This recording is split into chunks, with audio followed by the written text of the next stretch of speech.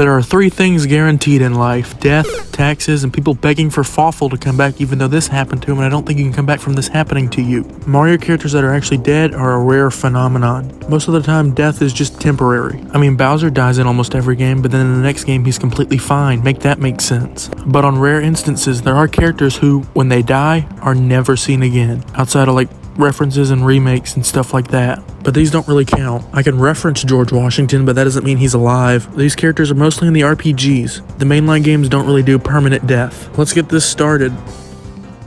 Cackletta was the main antagonist of the first Mario and Luigi game, Superstar Saga. Her main goal was to steal the Bean Star and use it to take over the world. A villain whose main goal is to take over the world? Never seen that one before. She technically dies before you even fight her for the last time. Let me explain. Her first boss fight is towards the middle of the game, and she doesn't survive that. Then her minion, Fawful, who we'll get to later, uses Bowser's body as a host for her soul, and it creates this abomination. This game is rated E for everyone. Then you have to fight the combined Bowser-Cackletta monstrosity in the final boss.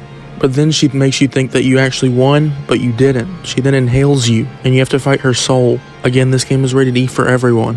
And she's basically done for after you defeat her soul. I think it's safe to say she won't be coming back after that. As far as I'm aware, it's pretty difficult to live without a soul, although I have no experience with it, so don't quote me on that. And since then, she's never been seen again outside the occasional reference or cameo, in like Super Smash Bros. Or something. And obviously the remake of Mario and Luigi Superstar Saga on the 3DS. Bobby, also known by his legal name Bob-omb, was the closest thing to a traditional Paper Mario ally in almost 20 years. He follows behind you in the overworld and attacks in battle, if he feels like it. The major difference is that you don't control him in any way, he just does whatever he feels like.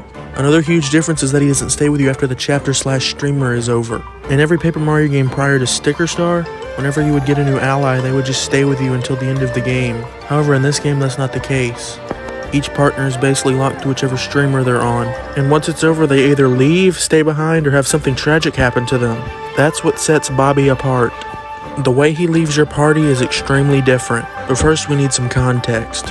He first joins your party when you're headed towards Autumn Mountain, the location of the blue streamer. He has amnesia, so he doesn't remember anything, but he just decides to tag along in hopes of remembering anything. Like his social security number or something, I don't know. Fast forward a little bit to the end of the chapter and there's a fireworks show. That's how he remembers everything, by watching stuff explode. Then on your way to the yellow streamer, Olivia, who is your main companion throughout the whole game, basically this game's equivalent of Kirsty, gets crushed by a giant boulder. After trying to figure out what to do, Bobby gets an idea. But in order to execute his idea, he needs a special box that's on the cruise ship called the Princess Peach. Oddly enough, that's not the first fictional cruise ship that's been named after her. In the special box is Bobby's dead friend's fuse. You may have noticed that the only unique design about Bobby is that he doesn't have a fuse. He lost it after falling off the cruise ship during a battle with a giant gooper blooper. Once they get back to the boulder, Bobby uses the fuse to blow himself up and destroy it. He dies from that, even though in previous Paper Mario games, whenever a bomb would explode, they would just come back. So it's a bit of a continuity error, but whatever. I'm willing to bet that there were a few people who had only played the Origami King who were absolutely terrified to press the X button.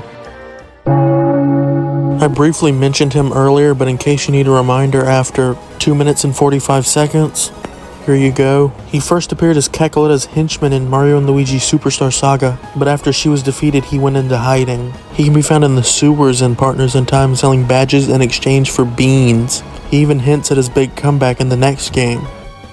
He makes a big comeback in the next game, believe it or not. He wants to use the power of the Dark Star to take over the Mushroom Kingdom. It might not be the world this time, but it's still kind of a generic villain plot.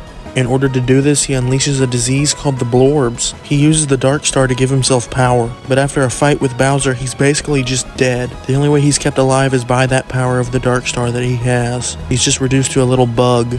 He didn't even get all the power. Some of it went into Bowser's body and copied his DNA. This copied DNA turns into this ghostly looking Bowser thing. Eventually the little bug Fawful gets inhaled by the dark Bowser cloud thing, so then all the dark power is complete, and then it turns into the full dark Bowser. Then after the final boss, in a last-ditched effort to kill Mario and Luigi, he explodes himself.